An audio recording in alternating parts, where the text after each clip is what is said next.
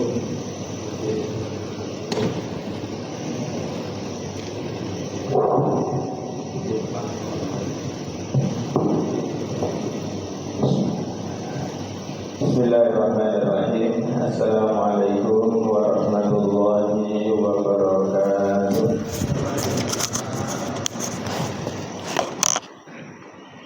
Bismillahirrahmanirrahim. Alhamdulillahi rabbil alamin. Nahmaduhu wa nasta'inuhu wa nastaghfiruh. Wa na'udzu billahi min syururi anfusina wa min sayyiati a'malina. May yahdihillahu fala mudhillalah wa may yudlilhu fala hadiyalah. Asyhadu an la ilaha illallah wahdahu la syarikalah wa asyhadu anna Muhammadan abduhu wa rasuluh la nabiyya wa la rasula ba'dah. Allahumma salli wa sallim wa barik ala Muhammadin wa ala alihi wa ashabihi wa tabi'in wa tabi'it tabi'ina wa man tabi'ahum bi ihsanin ila yaumiddin, amma ba'du. Qala Allah Ta'ala fil Qur'anil Karim, a'udzu billahi minasyaitonir rajim. Bismillahirrahmanirrahim. Ya ayyuhalladzina amanu taqullaha wal tanzur nafsum ma qaddamat lighad wattaqullaha innallaha khabirum bima ta'malun. Shadaqallahul azim. Hadirin para pengurus masjid, para alim, para ulama, para ustadz, para ustadzah, seluruh jamaah, para mustami yang sama-sama mengharapkan ridha Allah. Puji dan syukur alhamdulillah kita panjatkan kepada Allah Subhanahu wa taala. Pagi subuh ini kembali kita mendapatkan limpahan rahmat dan nikmat dari Allah Subhanahu wa taala. Nikmat iman, nikmat Islam, nikmat sehat, dan nikmat kita bisa hadir ke masjid ini untuk kita sama-sama melaksanakan sholat subuh secara berjamaah. Mudah-mudahan seluruh ibadah kita yang fardu, yang sunnah, semuanya dikabulkan oleh Allah Subhanahu wa ta'ala. Amin ya rabbal alamin. Mudah-mudahan bapak-bapak semuanya diberikan kesehatan oleh Allah Subhanahu wa ta'ala, keberkahan umur, berkah rezeki, keluarganya sakinah, mawaddah, warahmah, putra-putrinya, anak cucunya, mudah-mudahan anak-anak cucu yang soleh dan solehah. Amin ya rabbal alamin. Masih dalam suasana peringatan hari kemerdekaan, karenanya pagi ini kita akan bahas tema yang berkaitan dengan kemerdekaan.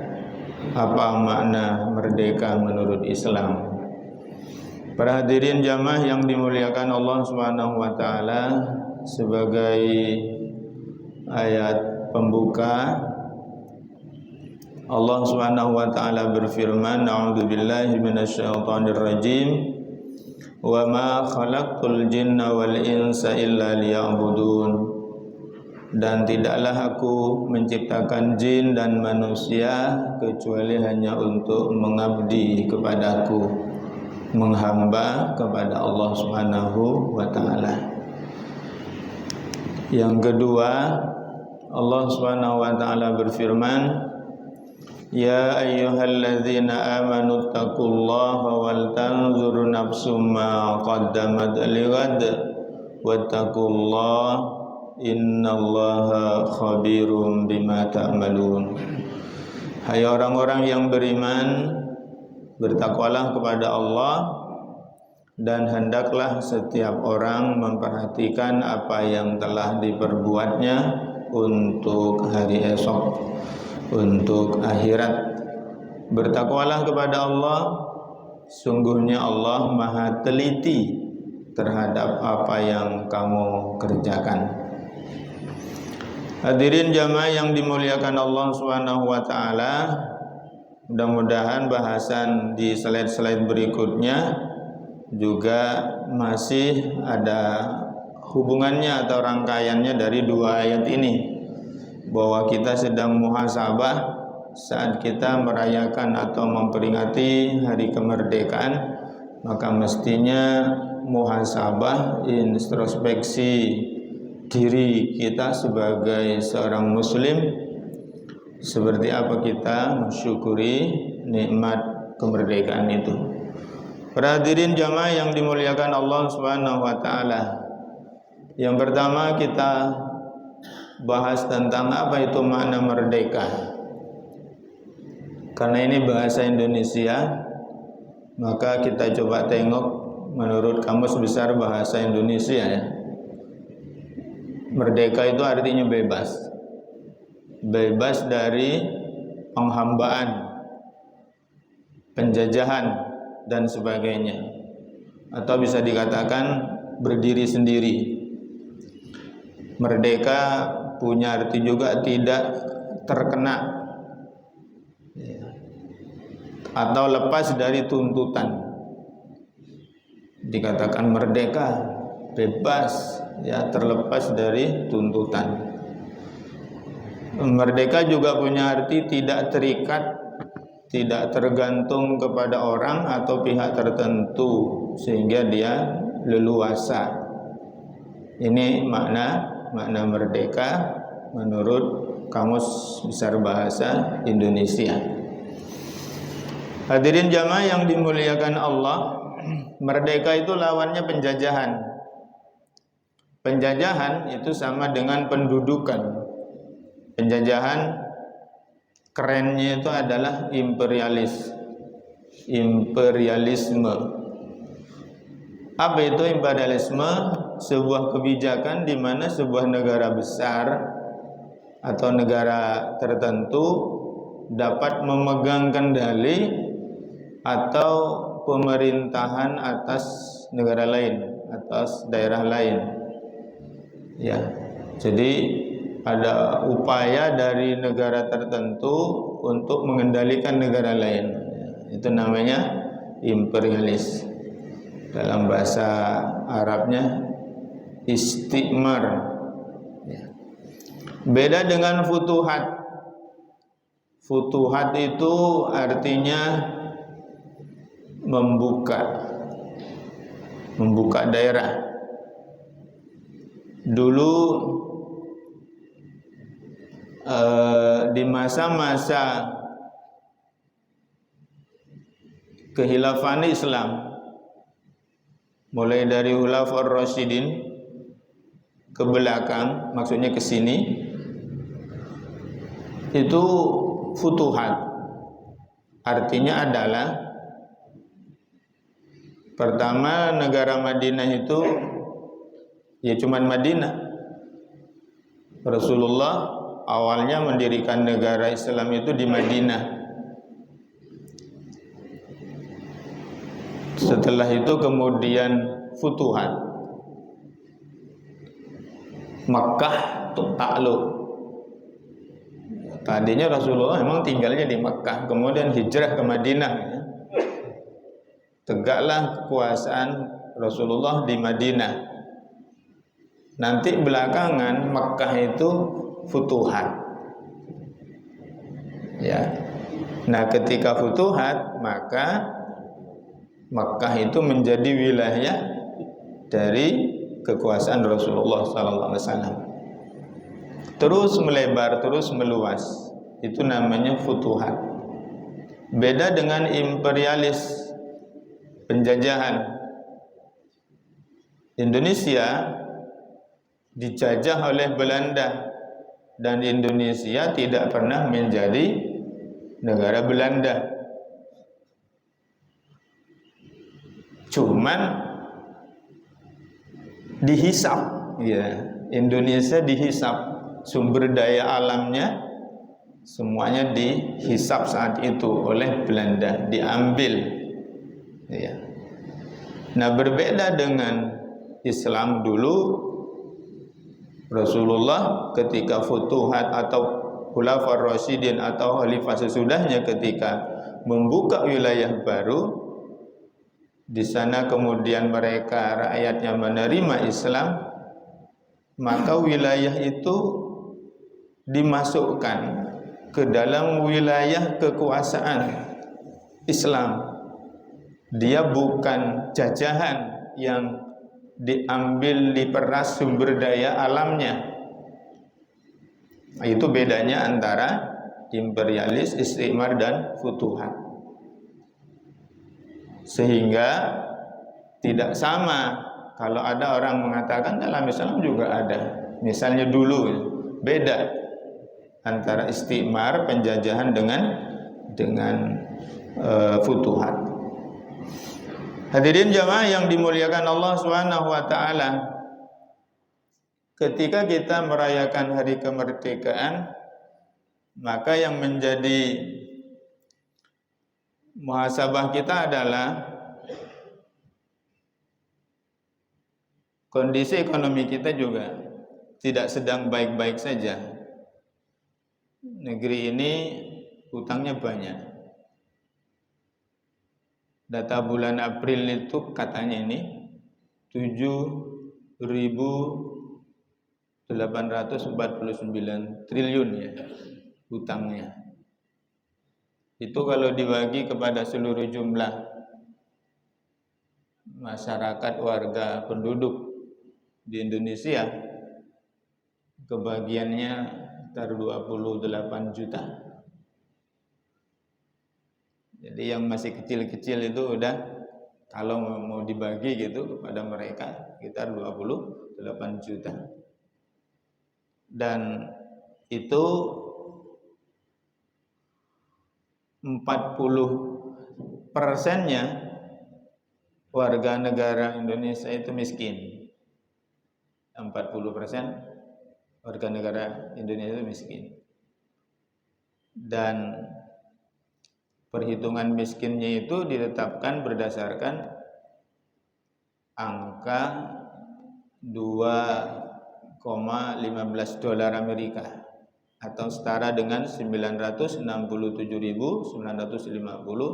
per kapita per bulan.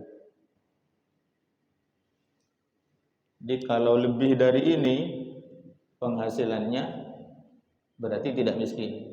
Miskin itu kalau ini atau di bawahnya ini.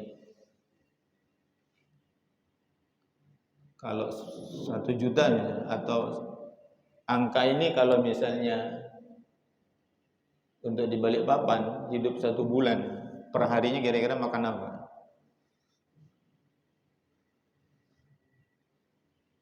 Artinya kalau ini dinaikkan, kalau ini naik gitu, ini kan juga akan naik. Dan angkanya menjadi 108 juta penduduk negeri ini terkategori miskin. Sehingga ada 17 juta negeri ini terpapar gizi buruk, ada 81 juta yang tidak punya rumah, ada 14 juta yang tidak menempati rumah yang layak.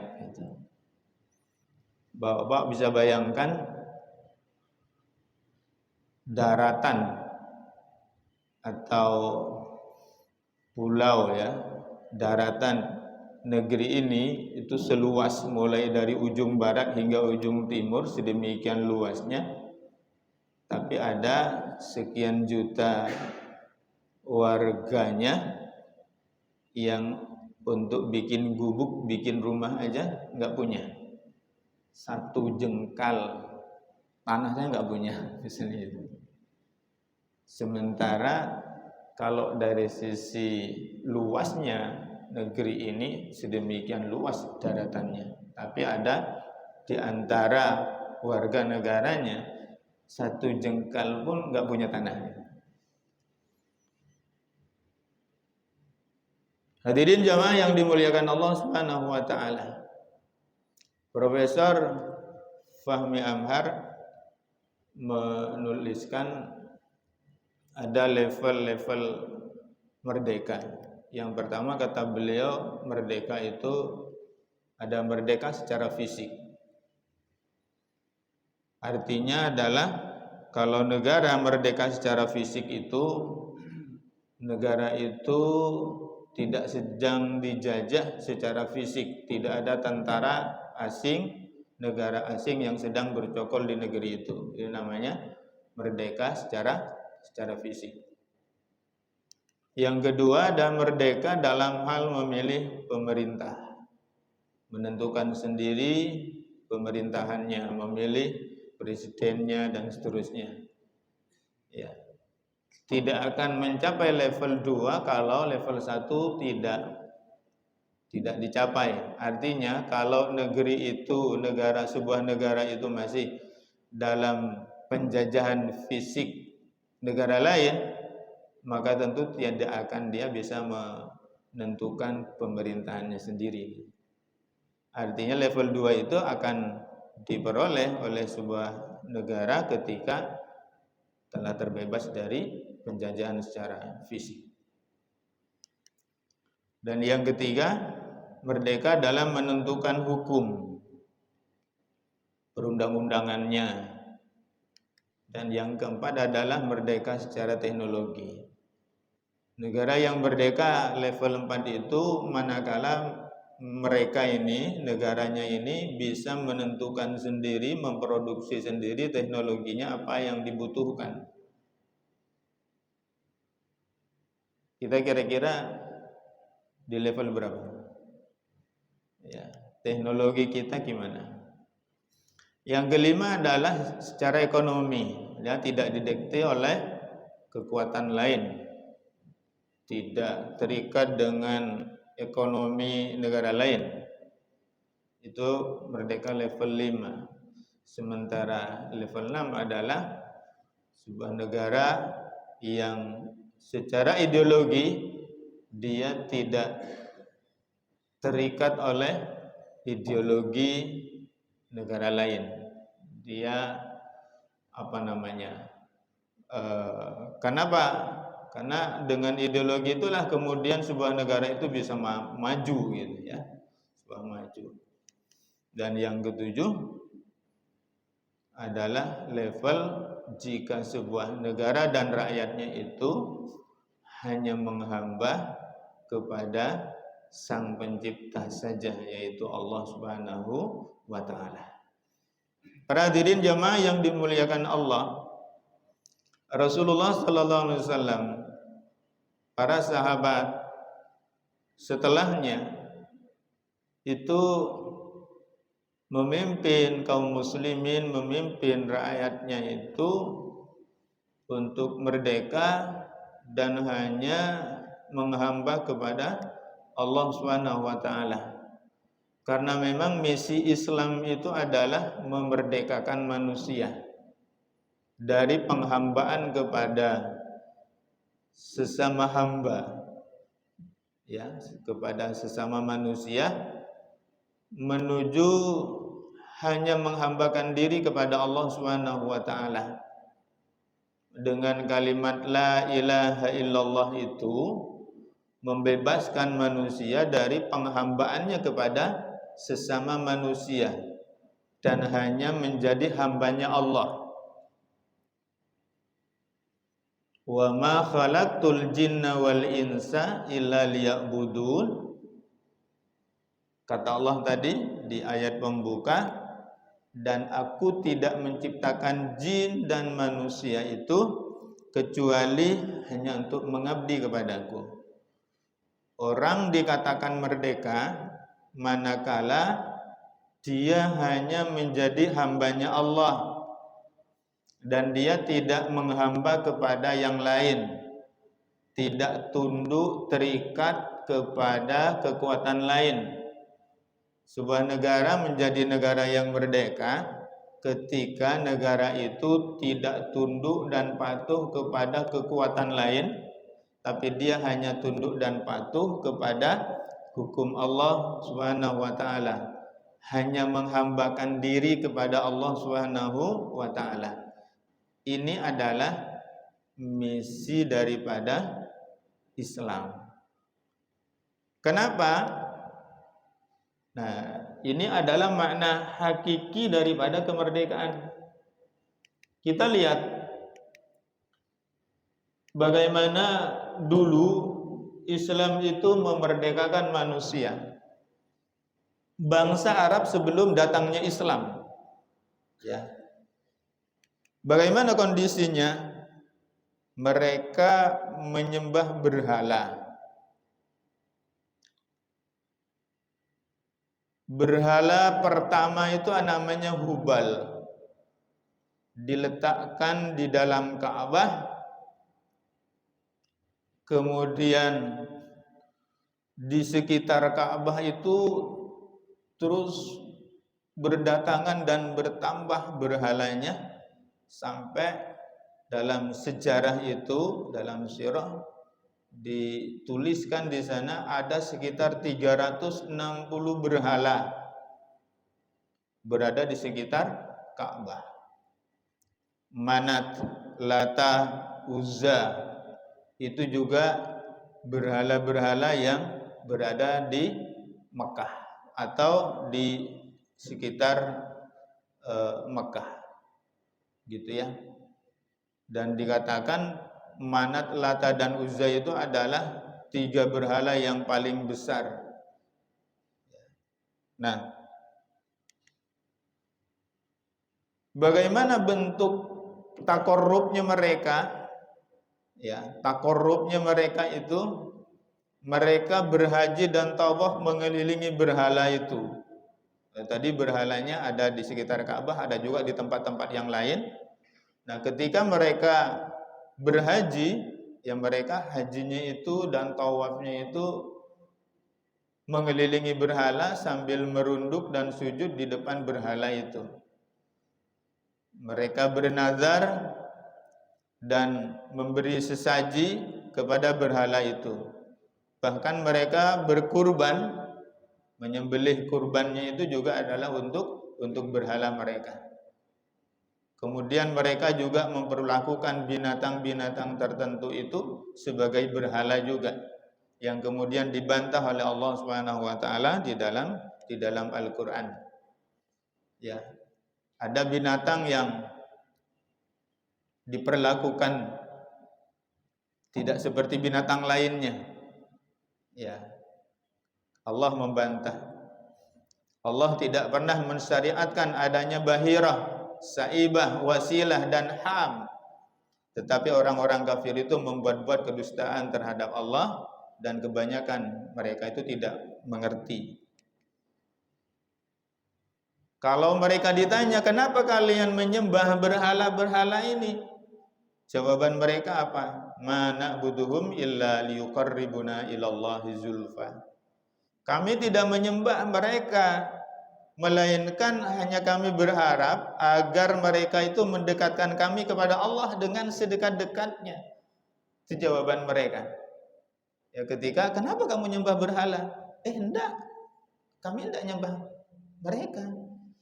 Cuman kami jadikan dia perantara untuk kami dekat sama Allah, supaya doa kami dikabulkan. Itu jawaban mereka. Nah, hadirin jamaah yang dimuliakan Allah, agama bangsa Arab sebelum Islam datang itu ini paganisme. Paganisme itu adalah agama penyembah berhala. Yahudi, ya penganut pengikut Nabi, agama yang dibawa oleh Nabi Musa alaihissalam. Tetapi ajarannya sudah banyak yang nyeleweng. Demikian juga Nasrani. Demikian juga ada Majusi, penyembah api. Ada Sobi'ah, dia bukan pagan, bukan Yahudi, bukan Nasrani, dan bukan Majusi. Dia ya punya ritual yang berbeda dengan yang lain. Nah, hadirin jamaah yang dimuliakan Allah, bagaimana kondisi sosial bangsa Arab sebelum Islam? Bangsa Arab terdapat kelas masyarakat status sosial yang berbeda. Ada kelas bangsawan, ada kelas biasa, dan kelas budak. Perzinahan mewarnai lapisan masyarakat. Poliandri, pelacuran, poligami tanpa batas. Jadi saya ingin menyampaikan bahwa praktek poligami itu telah terjadi jauh sebelum Islam datang. Dan praktek poligami itu tanpa batas. Bukan cuma 1, 2, 3, 4, tapi puluhan. Ya. Seorang laki-laki itu punya istri itu banyak tanpa batas. Makanya Islam datang kemudian membatasi poligami itu hanya boleh sampai 4.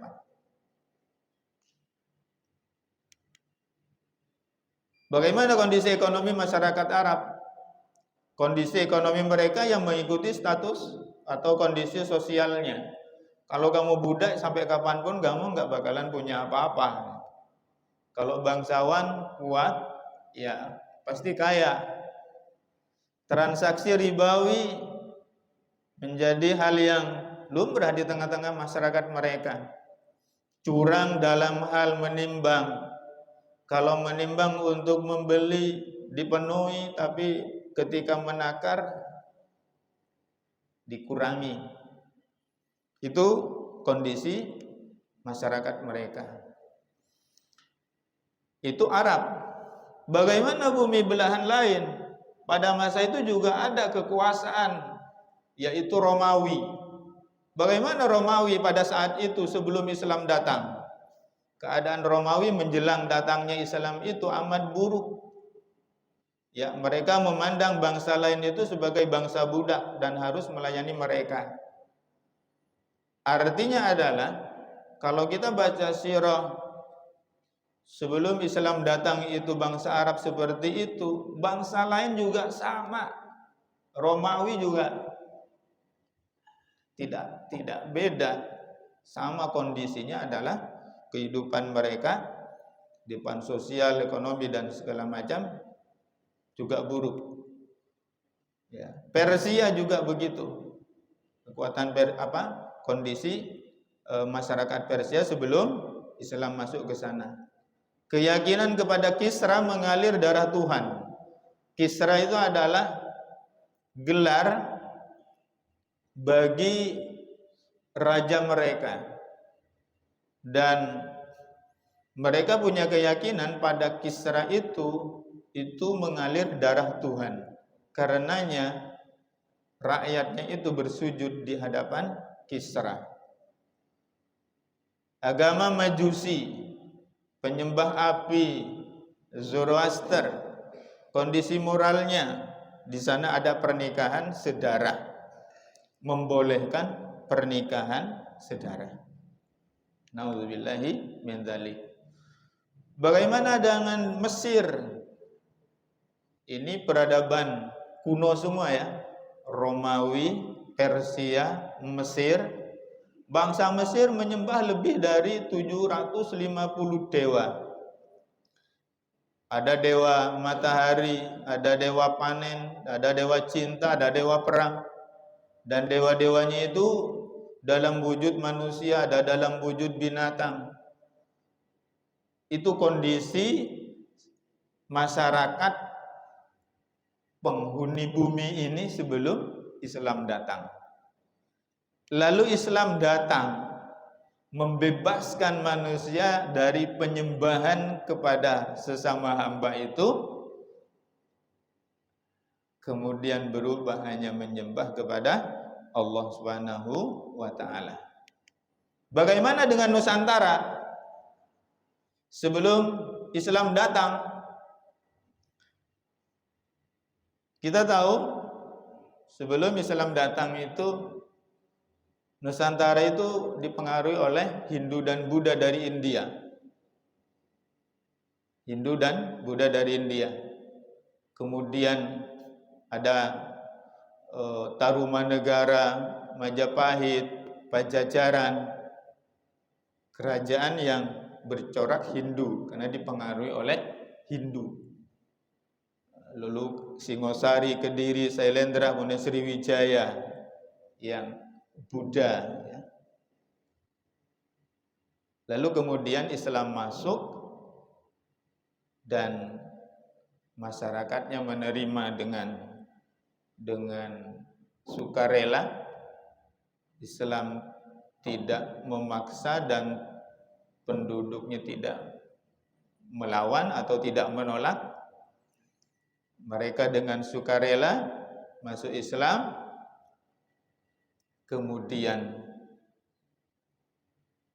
kerajaan-kerajaan itu kemudian pada akhirnya berubah, berdiri kerajaan baru, mulai dari Kesultanan Perlak, Pasai, kemudian Demak, dan seterusnya. Termasuk kerajaan yang tadinya bercorak Hindu dan Buddha itu kemudian berubah menjadi kerajaan Islam atau Kesultanan Islam. Seperti juga Kutai Kartanegara. Ya, Kutai Kartanegara itu awalnya kan bercorak Hindu ya. Nah, tapi di ujung, di akhir ini kan kemudian menjadi Islam. Makanya gelarnya Sultan juga, Haji Muhammad Sulaiman, mulai dari Sultan Parikesit atau ya berapa sultan lah itu sudah masuk Islam dan berubah tatanan kehidupannya menggunakan syariat Islam. Para hadirin jamaah yang dimuliakan Allah Subhanahu wa taala, kalau kita buat semacam garis begitu gambaran Nusantara dari abad pertama Masehi sampai dengan hari ini, kurang lebihnya begini ya.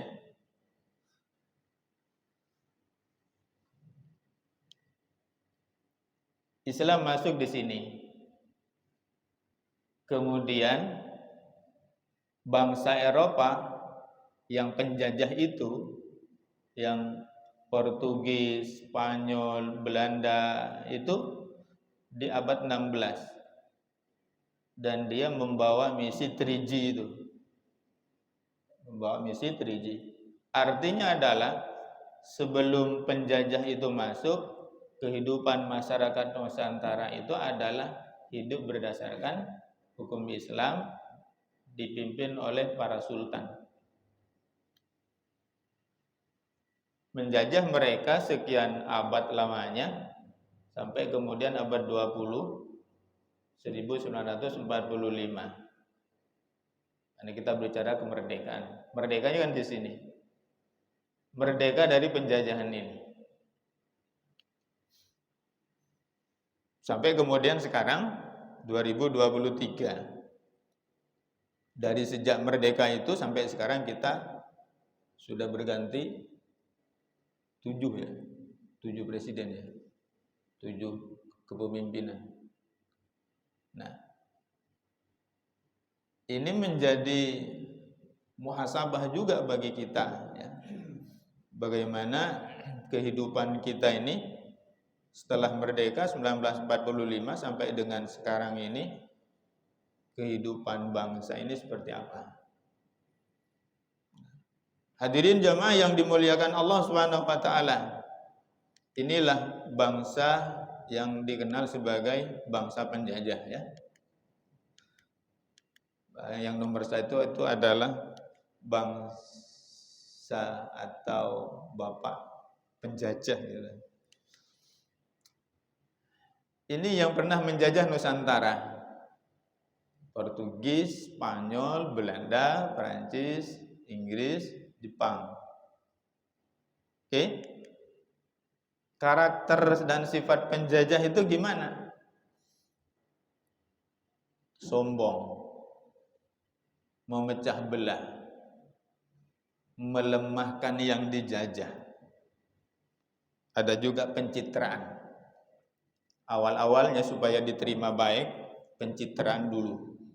Menipu, memaksa, mengintimidasi, mengancam, menindas, memeras, merampas, mengadu domba. Itu penjajah. Dulu Belanda itu ia memecah belah warga pribumi. Caranya gimana? Satu diinjak, satu diangkat. Kayak membelah bambu. Kalau membelah bambu itu pecah dulu, baru kemudian satu diinjak, yang satu diangkat. Ya. Itu karakternya penjajah begitu. Lalu diapain lagi? Dilemahkan. Caranya gimana?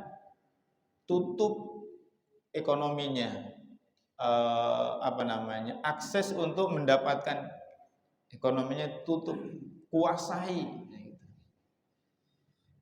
Tidak mau, paksa. Karena itu mereka datang ke sini bawa senjata, ya, bawa senjata. Nah, hadirin jamaah yang dimuliakan Allah, sementara Islam itu hadir ke dunia ini membawa misi membebaskan manusia dari penjajahan, dari cengkraman, dari penindasan. Dalam Islam itu orang lain tidak boleh menzalimi orang lain. Sekali lagi, seseorang tidak boleh menzalimi orang lain. Penjajahan itu artinya menzalimi. Bagaimana tidak dizalimi? Sumber daya alamnya dirampas, tapi wilayahnya, daerahnya, masyarakatnya tidak diperhatikan. Itu namanya menzalimi. Selain karakter-karakter yang lain. Nah, hadirin jamaah yang dimuliakan Allah Subhanahu wa taala. Sementara karakter bangsa yang terjajah itu bagaimana? Tunduk dan patuh kepada penjajah. Senang dengan janji-janji. Ya. Kemudian melayani apa yang menjadi permintaan dan kemauan penjajah, tuannya, dia berusaha untuk melayani. Naudzubillahi min dzalik. Kemudian tidak percaya diri. Bangsa terjajah itu adalah tidak percaya diri, tidak percaya diri dengan kekuatannya sendiri, padahal dia memiliki kemampuan. Nah, hadirin jamaah yang dimuliakan Allah Subhanahu wa taala, sehingga kondisi masyarakat Nusantara di masa penjajahan itu kita tahu dalam sejarah bahwa kondisinya sangat memprihatinkan, dipekerjakan sedemikian rupa, dipaksa, mereka ada yang mati kelaparan, mati kelelahan, ya. Begitulah kejamnya penjajahan, gitu ya. Nah, terakhir, bagaimana kita mensyukuri nikmat kemerdekaan yang telah Allah berikan kepada negeri ini. Jangan sampai kemudian salah bagaimana kita mensyukuri nikmat kemerdekaan itu. Memperingati hari kemerdekaan, tetapi kemudian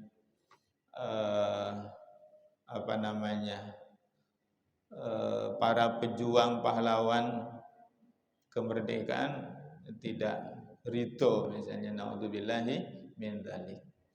Mensyukuri itu ada 3 cara. Yang pertama adalah syukur dengan hati. Syukur dengan hati. Yang kedua adalah syukur dengan lisan, dengan ucapan.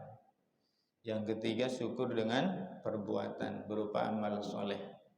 Dan hakikat syukur itu adalah ketaatan kepada Allah Subhanahu wa taala.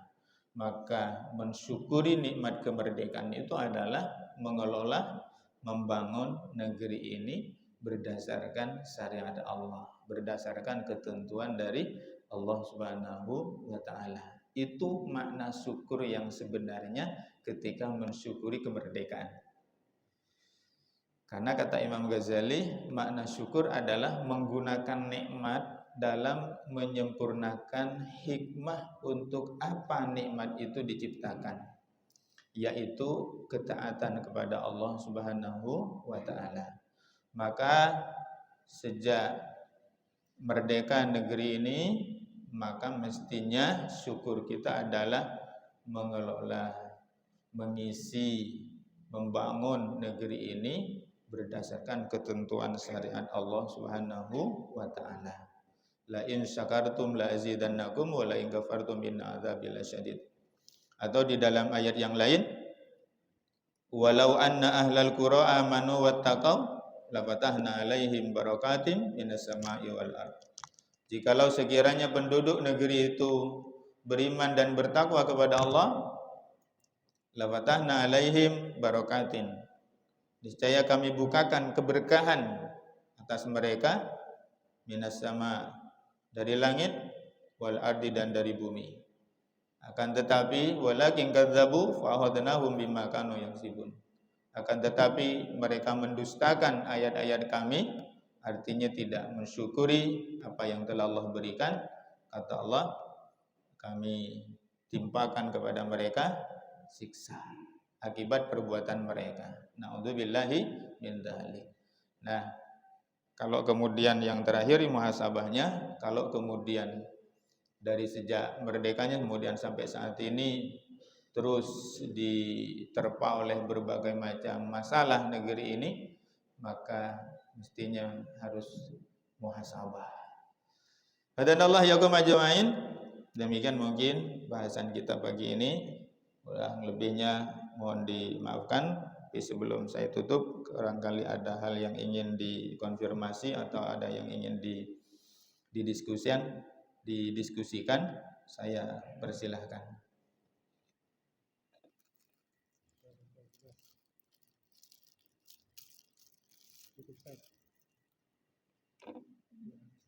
Tidak ada? Baik, kalau tidak ada kita tutup dengan doa kepada Allah Subhanahu wa taala. Mudah-mudahan kondisi negeri ini ke depannya mendapatkan ridho dari Allah Subhanahu wa taala dan kita bisa mengisinya sesuai dengan apa yang telah dituntunkan oleh Allah Subhanahu wa taala. A'udzubillahi minasyaitonir rajim. Bismillahirrahmanirrahim. Alhamdulillahirabbil alamin. Allahumma shalli ala Muhammad wa ala alihi wa ashabihi ajmain. Allahumma inna nas'aluka ridhaka wal jannah wa na'udzubika min syakhatika wan nar. Allahumma innaka afuwun karim tuhibbul afwa fa'fu anna. Allahumma allimna al-kitaba wal hikmah wa faqihna fiddin. Ya Allah, jadikanlah kami hamba-hamba-Mu yang pandai mensyukuri rahmat dan nikmat yang telah Engkau anugerahkan kepada kami, ya Allah. Jangan Engkau hukum kami saat kami salah dan hilaf. Ingatkan kami agar kami segera kembali kepadamu, ya Allah. Ya Allah, ya Rahman, ya Rahim, kabulkan doa kami. Rabbana atina fid dunya hasanah wa fil akhirati hasanah wa qina adzabannar. Walhamdulillahi rabbil alamin. Subhanakallahumma wa bihamdika asyhadu an la ilaha illa anta astaghfiruka wa atubu ilaik. Billahi taufiq wal hidayah. Assalamualaikum warahmatullahi wabarakatuh.